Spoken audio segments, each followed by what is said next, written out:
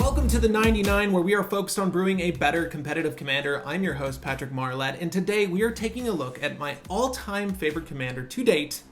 This is Tushar, Ancestor's Apostle, and I've been brewing for this deck for months now, trying to hone in on the best strategy to work around this commander's ability, this insane ability it has. And I think with this list, I've come very close to perfecting that core strategy. This deck list is all about self-reflection, finding a purpose within our cards. If this 99 be a temple, worship is our reward, and such is the name of our deck list. If you're following along over on Tapped Out, the list is called Worship's Reward, Teshar, Ancestor's Apostle. I will highly encourage you to follow along over on the Tapped Out link provided in the description to see how this deck functions. Of course, I'm going to be explaining all of the core combos to this deck today in our discussion of my deck list. I found the biggest issue with Tushar is explaining how it functions, so I've broken it down into this analogous structure of apostles, places of worship,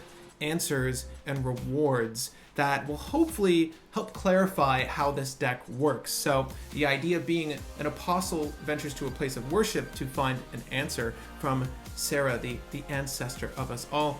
And if we listen and interpret those answers correctly, we will be rewarded. And to start our conversation off, I want to take a look at the Ancestor's other apostles. And you'll notice there's a trend with our 9 apostles. All of the artifact creatures have an LTB effect, where our non-artifact creatures have an ETB effect. And we'll go over the differences with those as I'm discussing the combo enablers, which are our places of worship. But they are Mer Retriever, Junk Diver, Workshop Assistant, and Scrap Trawler. Those are all of our artifact-based apostles. The others are Lean and Squire, Treasure Hunter, and Trusty Pack Beast. Now these ETB to allow us to get those artifacts. As I said, these last 2 non-artifact apostles have an activated ability that allows to do that, and that's Salvage Scout and Restoration Specialist. Now, when you're looking over our sacrifice outlets, our places of worship, and how they function in our combos over on the Tapped Out Primer, you'll notice that the Salvage Scout and Restoration Specialist aren't always going to work in certain combos, and I'll try to illustrate today which combos they will work in. There's one they definitely work in. It's a 2-card combo with them and 1 other card, and we'll get to that at the end of the video. But I do want to cover all of our main combo strategies outside of the more fringe cases. So for now, I'm going to take Salvage Scout and Restoration Specialist out of our sight. And for all the examples today, I'm going to go ahead and use Trusty Pack Beast and why not Workshop Assistant. So I'm going to take these other apostles off the board as well to give you an idea of what an LTB and an ETB combo looks like. But before we get to all of that, I'm going to have to show you our places of worship. And those are the Arcbound Ravager, the Thermal Navigator, Clark Clan Ironworks. Many of you likely know this card. There are combos baked into this deck that function off of this card. You've probably heard of the KCI combo. That will work. It's not a main strategy, but if you've assembled that, you should certainly draw through your deck and make mana with Chromatic Sphere or Star. Anyways, I'm not going to explain that combo here, but I'll encourage you to look up KCI combo. We also have Grinding Station, Spawning Pit, Phyrexian Altar, Ashnod's Altar, Altar of Dementia, and Blasting Station. Now, not all of these places of worship are created equal. Some of these don't have any innate effects that allow us to win on the spot. As a matter of fact, Arcbound Ravager and Thermal Navigator only function to help us combo into different apostles and answers and rewards, which we'll get to at the end of this video. But why don't we take a look at all of these, and I'll show you how these combo out with some of the answers baked into our deck. And I'll start by clearing these off of our board, and we'll go ahead and look at our answers first. And those answers are Lotus Petal, Mox Diamond, Urza's Bauble, Mishra's Bauble, Ornithopter, and Memnite as well as Tormod's Crypt. And you may notice a theme with these cards. All of our answers are able to self-sacrifice themselves, be it Mox Diamond if we don't pay that additional cost, and or Lotus Petal, allowing us to sacrifice it to create 1 mana of any color. The same goes for Tormod's Crypt, Mishra's Bauble, as well as Urza's Bauble. Now the thing with Memnite and Ornithopter is they're both artifact and creatures, so any one of our sack outlets is going to be able to destroy them to give us something to recover with our apostles. And with that knowledge in mind, I'm going to go ahead and do all of our demonstrations with Memnite and, why not, Mox Diamond and potentially Lotus Petal. It is my favorite answer in the deck. I'll go ahead and take these off camera for now. Now for our first example, let's just say I have Workshop Assistant and Thermal Navigator, so an Apostle and a Place of Worship in my graveyard, and I'll establish that by placing that off to the side. And with any sort of strategy within our deck, for the most part, we want to bin as many Apostles as possible, any answers, and any rewards that we can recur from our graveyard using Tushar's ability. Now for this combo and all of our future combos that I'll be illustrating, let's just pretend it's turn 3. I have a Mana Crypt out from a turn before, and I have 2 planes as well as my Cavern of Souls. Cavern of Souls is excellent in this deck. Every time you place it on the battlefield, you're going to say Cleric. There are other clerics we want to play out and have uncounterable in this deck as well. But for the most part, it's for Teshar. Teshar is a bird cleric. You'll also notice I have a fine proxy Teshar off to the side here. I'm going to go ahead and remove this. It's what I play with casually. It's awesome, but not today. Now with Teshar Ancestor's Apostle on deck, I'm going to go ahead and cast Lotus Petal.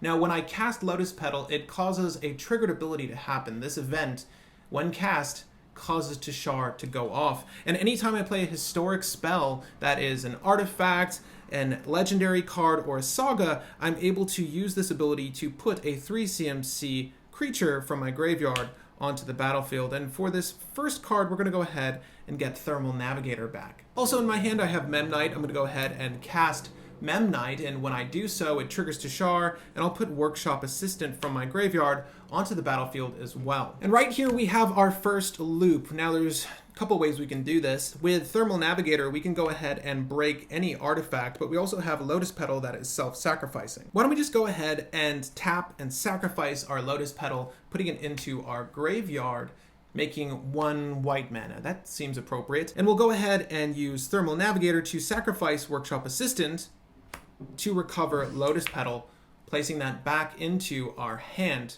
And as you can see, I'm up 1 mana. As soon as I cast Lotus Petal, I get Workshop Assistant back onto the field. And with that, we've established infinite mana of any one color. Also note that we could sacrifice our Mana Crypt with Thermal Navigator and recover that instead with Workshop Assistant. In most cases, that will be enough because all of our rewards, if you look over the rewards in our deck, they allow us to self-mill, mill our opponents, and or draw the deck with generic mana. So it's not really essential that we create mana of a color, though it's nice for the cards that we have remaining in our hand. And with that example said and done, let's take a look at another place of worship. And this time around, we're going to take a look at Spawning Pit. It's a 2 CMC card that sacrifices creature and puts a charge counter on Spawning Pit.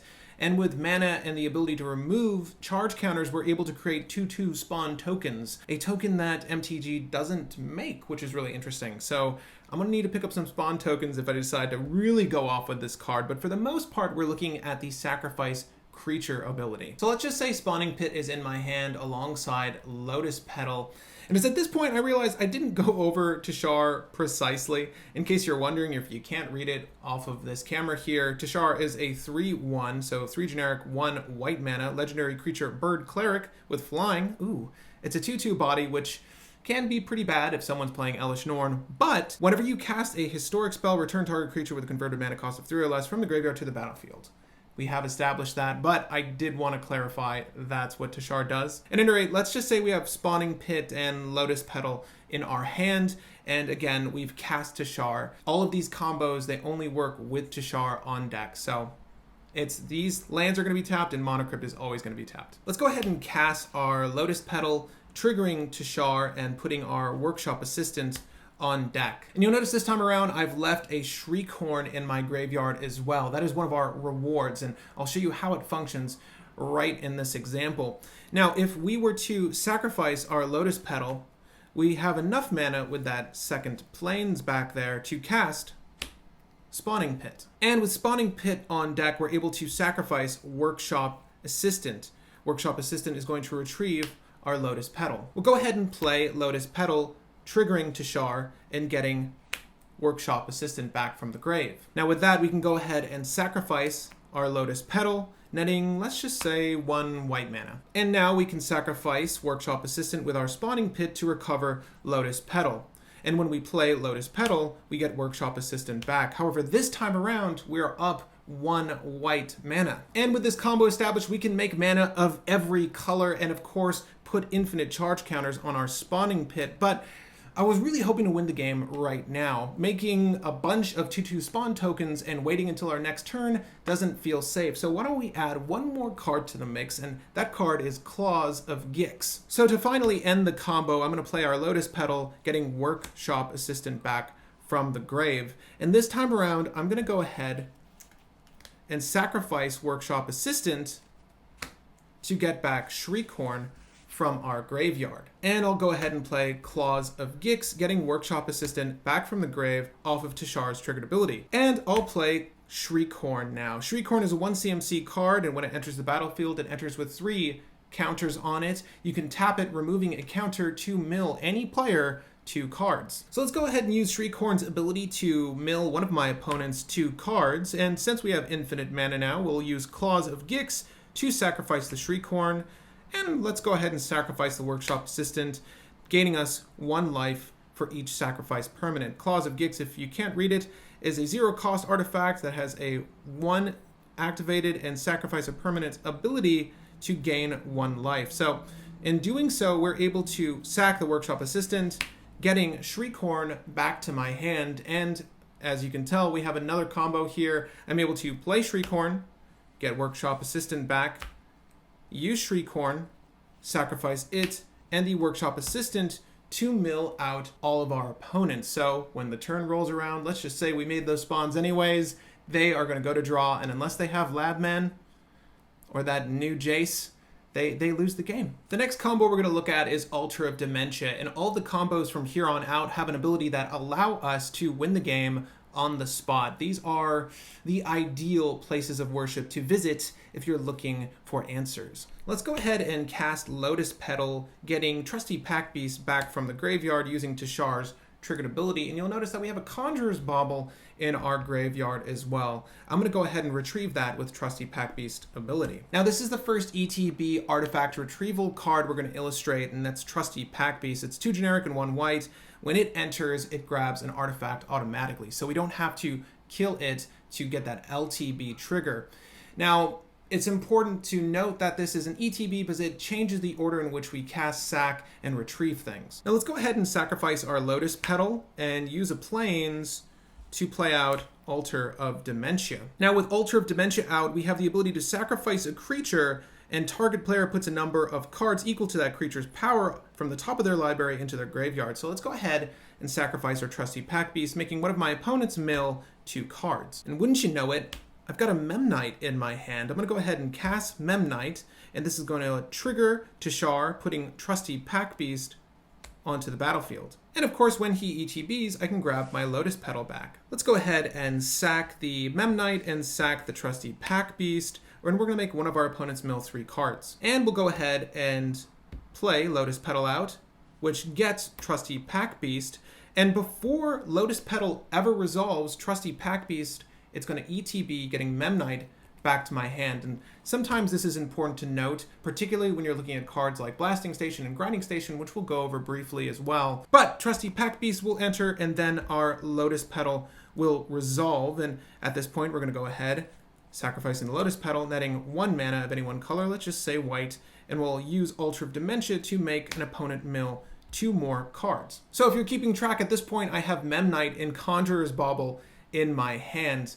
It's not really important that we have Conjurer's Bauble at this point because we do have a way to infinitely loop our Memnite, Lotus Petal, and Trusty Pack Beast to mill one of our opponents out. But just in case we want more options, I'm going to go ahead and play Conjurer's Bauble out this time, which gets Trusty Pack Beast back and puts Lotus Petal back into my hand. And you might have already noticed, but with the 1 mana we're always going to be generating from Lotus Petal, we're able to always play out Conjurer's Bauble and draw through my deck. So this is a great way to get more cards, more answers, and or rewards to play out and loop and or combo, I should say, with this deck. And to illustrate it one more time, I'll sacrifice the Conjurer's Bauble, drawing a card, then I'll sack the Trusty Pack Beast to Altar of Dementia, making that same opponent mill. And let's go ahead and play Lotus Petal, getting Trusty Pack Beast, and retrieving Conjurer's Bauble. And as you can see, we're about to net more mana, play out the Conjurer's Bauble, and just go crazy.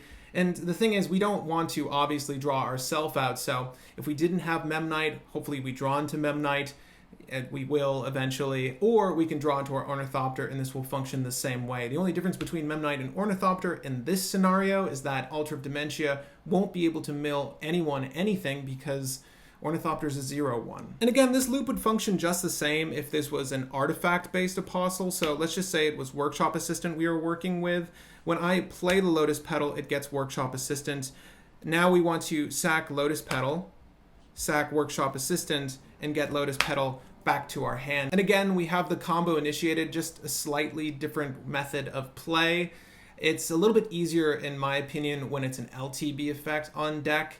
It obviously depends on the place of worship you have, the sack outlet, what that's allowing you to sacrifice. But for the most part, I've found that the artifact-based apostles are the better ones to be operating with. However, everything will function nearly the same with our non-artifact based apostles like Trusty Pack Beast, Treasure Hunter, and Leonin Squire. Now this next combo will not function with anything other than an artifact based apostle, and that is Grinding Station. It allows us to break artifacts to mill out our opponents or mill ourselves to find answers and or rewards that will give us the functionality to mill our opponents out. So let's go ahead and play Lotus Petal to get Workshop Assistant back from the graveyard, and with that we'll go ahead and tap our Lotus Petal, sacrificing it, and a Plains to play out Grinding Station. And with Grinding Station on deck, I'll tap it to sacrifice Workshop Assistant, which gets us Lotus Petal back to the hand, and Grinding Station's ability will allow us to make an opponent mill 3 cards. And if you don't know what Grinding Station is, it's a little 2 CMC card that taps and sacrifices an artifact to make target player mill 3, as I've demonstrated. But more importantly, its second ability is whenever an artifact comes into play, you may untap the Grinding Station. And as you now know, I have a Lotus Petal in my hand. Things are about to get crazy. Now, what if you don't have Lotus Petal in this particular play line or the ability to retrieve a self-sacrificing artifact? What if we only had Memnite? Well, I'll show you how to work around this problem with our current board state. I'm going to go ahead and cast Memnite. This event causes Tushar's triggered ability to occur, which will put Workshop Assistant on the stack above Memnite. Now, as the saying goes, last in, first out. So our Workshop Assistant is going to resolve, and when this enters the battlefield, it's going to untap Grinding Station. Now, at this point, I'm sure you're wondering how we're going to continue this loop. Well, before Memnite ever enters the battlefield, we're going to go ahead and tap Grinding Station. This time, we're going to go ahead and sacrifice our Mana Crypt. And in doing so, we have another 0-cost artifact to retrieve from our graveyard when Grinding Station untaps off of Memnite resolving. Now, this is that instance I was referring to where it matters that we get 2 untapped triggers off of our Grinding Station, and I'm going to show you a demonstration with our Blasting Station that's going to work much the same way. But now we're able to tap the Grinding Station, kill the Workshop Assistant, retrieve the Mana Crypt. Placing Mana Crypt back onto the battlefield, it triggers our Tushar ability, putting Workshop Assistant onto the field before Mana Crypt, untapping our Grinding Station. We'll go ahead, tap the Grinding Station, milling one of our opponents, sacrificing the Memnite this go round, and now Mana Crypt will resolve, untapping Grinding Station. And as you can see, we have another infinite loop here, allowing us to generate infinite generic mana if we so choose, as well as milling all of our opponents out. Next on the combo list is a great win con for the deck, the bigger brother of Grinding Station, Blasting Station. Blasting Station is a 3 CMC card that taps and sacrifices a creature this go round to blast one of our target creatures or players.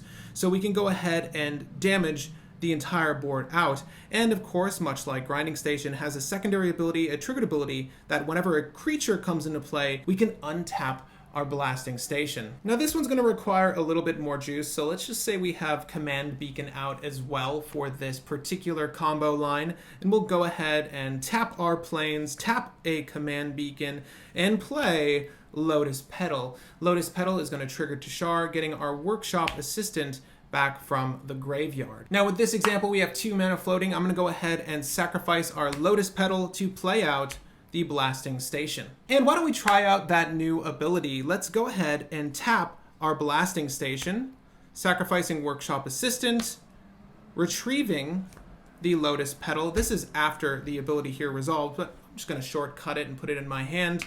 We're going to damage one of our opponents, just 1 damage, measly 1. It's not so bad, but let's play our Lotus Petal. Now, Lotus Petal is going to go ahead and grab Workshop Assistant from our graveyard, and we'll untap Blasting Station when it does so. Now, before Lotus Petal resolves, remember it's still on the stack, I'm going to go ahead and sacrifice our Workshop Assistant again, dealing 1 damage to one of our opponents, and grabbing Memnite this time around. Now I'm going to go ahead and cast our Memnite, which is going to put Workshop Assistant back onto the stack. Now we have Memnite, Workshop Assistant, but before either of those resolve, I'm going to go ahead and tap our Lotus Petal, sacrificing it to net 1 white mana. This time, let's just say blue. Let's say blue this time. Now, with 1 blue mana floating, we have Workshop Assistant on the stack. It will resolve and untap Blasting Station. Don't forget that's back there.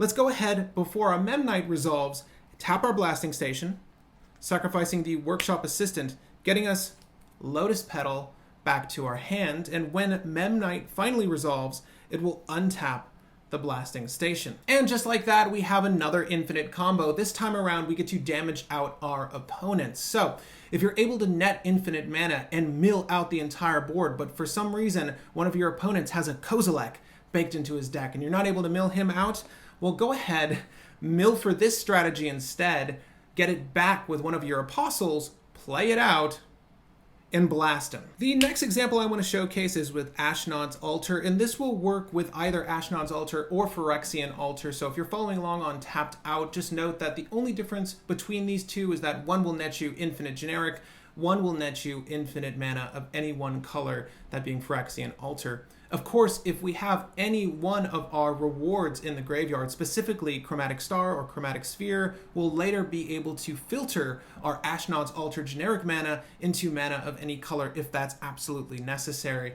as well as draw a card off of those. Also, if we have answers in our graveyard, such as Lotus Petal and or Mox Amber, Mox Opal, we're able to get those onto the field, likely sacrifice them by other means, and get mana of any one color as well. I'm going to put these lands and artifact up here to illustrate the cost of Teshar, and let's just say that we made it to turn 5 instead, and we'll tap out our Ancient Den, Command Beacon, and Plains to go ahead and play Ashnod's Altar. And if you don't know what Ashnod's Altar is, it's a 3 CMC artifact that has a sacrifice creature ability that lets you add 2 generic, as I previously mentioned. When you cast the Altar, it's going to trigger Tushar, netting us Trusty Pack Beast this time around, and we'll go ahead and grab our Memnite off of that. Now for this illustration, I have the Memnite in my hand as well as a Mox Diamond. Let's go ahead and sacrifice the Trusty Pack Beast, and we'll go ahead and get 2 mana off of the Ashnod's Altar. With that, I'll go ahead and cast Mox Diamond and get Trusty Pack Beast. However, there's nothing in our graveyard to retrieve, and that's horribly unfortunate. But this resolves, and we get Mox Diamond. Now, instead of discarding a land from our hand, because we don't have any anymore, we're going to go ahead and bury the Mox Diamond. Now we'll go ahead and sacrifice the Trusty Pack Beast to Ashnod's Altar, so we have 4 generic mana floating, and we'll cast Memnite. Memnite puts Trusty Pack Beast back onto the battlefield with Tushar's ability, getting us back our Mox Diamond. And what's nice about this loop is we don't currently have a way to sacrifice artifacts aside from the artifact creature being Memnite. Mox Diamond allows us to get a 0 cost artifact in our graveyard for retrieval, so we'll be able to loop this a ridiculous amount of times to make, of course, generic mana of an infinite quantity. And if this was Phyrexian Altar, we can do the same thing for colored mana. Ideally, our graveyard would be littered with other options to choose from after we get the infinite mana, but you see where we're going here. If you look over the list on Tapped Out, you'll notice all of those rewards are reward tier items. Those will allow you to self-mill, mill your opponents, and or draw the deck. And those would, ideally be in your graveyard at this point. You're trying to work towards those. Things like Grinding Station early game are going to sacrifice our own artifacts to just put cards, our own cards, in the graveyard to hopefully hit any one of those rewards, so that when a situation like this arises where we're making infinite mana, we have infinite possibility available in our grave. Now, the last place of worship I'm going to be illustrating is the massively powerful Krark Clan Ironworks, the KCI. And with this, we have turn 2 set aside for us. This is turn 2. I was fortunate enough to pull the Cavern of Souls off the top of my deck, and I've laid out a Mox Diamond for us, discarding a Plains, and I've got a Plains on from our first turn, and Mana Crypt, and all this good. But what can I do with all that? Now, all this board state is missing is a win con in my graveyard, but what you don't know and my opponents don't know is that I have Walking Ballista in my hand. Now, let's see if I can go ahead and execute a win in this turn 2 scenario with Krark Clan Ironworks. Now, to start us off, I'm going to announce I'm casting KCI, and I'll do so by tapping a Mox Diamond, a Mana Crypt, as well as our little Plains over here, because who knows, maybe we'll get a chance to cast our Cleric over there. And at this point, I want to get my Myr Retriever out, because none of our combos work unless we have another Apostle on deck. So I want to cast Myr Retriever, and I'll do so by, I hate doing it, I'm going to sacrifice the Mox Diamond to our KCI to pay for Myr Retriever. Now, I don't know about you, but I see a way to potentially win right now by casting Teshar. And we can do so by placing Tushar on the stack, announcing we'll cast him by paying Cavern of Souls. Let's go ahead and sacrifice our Myr Retriever at this point, and we'll go ahead and sacrifice our Mana Crypt as well. This is going to leave us with 4 mana from KCI, and the Cavern of Souls paying the 1 white for Tushar's casting cost. Let's go ahead and move these to the side. And don't forget, we have that trigger from Myr Retriever. Let's go ahead and put Mana Crypt back into our hand. And with Tushar on deck, I'm going to cast Mana Crypt and trigger the ability to put Myr Retriever back onto the field. I'll go ahead and tap Mana Crypt, and I might as well sacrifice it, getting us 4 more generic mana. I'll sacrifice Myr Retriever to KCI, getting us 6 mana, and putting Mana Crypt back into my hand. And you'll notice with this, we have a combo to net infinite generic mana. And after all is said and done, sacking and retrieving these 2 cards, I'm going to go ahead and play out our big gun, the Walking Ballista. And we're going to put him out for an arbitrary amount of mana. Let's just say a bajillion in both of those X cost. And we're going to go ahead with this, removing +1/+1 counters to damage our opponents out. Now, obviously, this is a dream scenario, but this is a hand you could potentially have by turn 2. I don't think there's more than 8 cards. 1, 2, 3, 4, 5, 6, 7, 8. There's exactly 8 cards. We would have an additional card if we drew for this turn, but I was so confident that we didn't need it. That's madness. You should always draw on your turns, but you can see here with KCI, we can do some pretty insane things. KCI is one of the better places of worship in the deck. It's one of the better sack outlets because this is essentially an artifact deck. That is it though. Those are the basics for Teshar, Ancestors, Apostle. Those are all of the combos that are in this particular list. Those are the best ones that are made available for this deck that I have found. Of course, if you know of any sack outlets that I'm not using, let me know. The ideal ones are sacrifice outlets that don't have any additional cost, that just let you sacrifice an artifact or creature for some form of benefit. Obviously, the weakest links in this particular list are Spawning Pit, Arcbound Ravager, and Thermal Navigator, as they don't function beyond the sacrifice utility, but in this deck That's all you really need. That is it for our part 1 video on Tushar, Ancestor's Apostle. You know the core strategy, you know how to win now. It's up to you to find those answers, to find your own purpose. However, if you are still confused, I'll encourage you to visit the tapped out link to look over everything. I didn't discuss all of the rewards. I believe I've only mentioned 2, that being Conjurer's Bauble and of course Walking Ballista. Those are big ones for the deck. If all you can do is net infinite mana, play Walking Ballista. Or if all you can do is loop 1 mana, play Conjurer's Bauble. As in that previous instance with the Lotus Petal and the Bauble, if you want to draw into more solutions, that's an excellent way to do so. But of course you can mill into those solutions as well. So things like our Codex Shredder, our Ghoul Caller's Bell, they're super valuable in this list. Stay tuned for our part 2 video on this deck. I'm going to be discussing some combos that weren't featured in this particular video. They're a little fringe, but they will let us crush our opponents. They're actually very compact as well. One of them includes the Restoration Specialist and the Salvage Scout, the 2 apostles we didn't discuss in this particular video, and you can check out what those combos are over on Tapped Out. But in that video, I'll also be discussing notable inclusions and exclusions from my particular list for this deck. Now, this one functions a whole lot differently than other primers I've seen.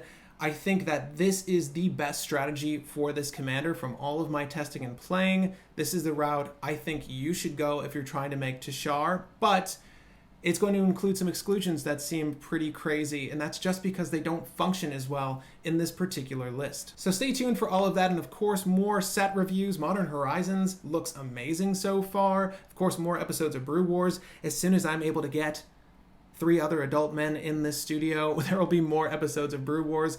And stay tuned for further updates on the channel and of course all of our multimedias. I have a Twitter page set up for you guys now, and of course you can check that out in the description down below. Also, there's a Discord now. I know some of you wanted a Discord for a while. I've set up a Discord to discuss all things MTG. That Discord is the 99, obviously. Again, you can visit that Discord in the link in the description down below if you wanted to become a part of the 99 community. Again, my name is Patrick Marlette, and happy brewing, babies.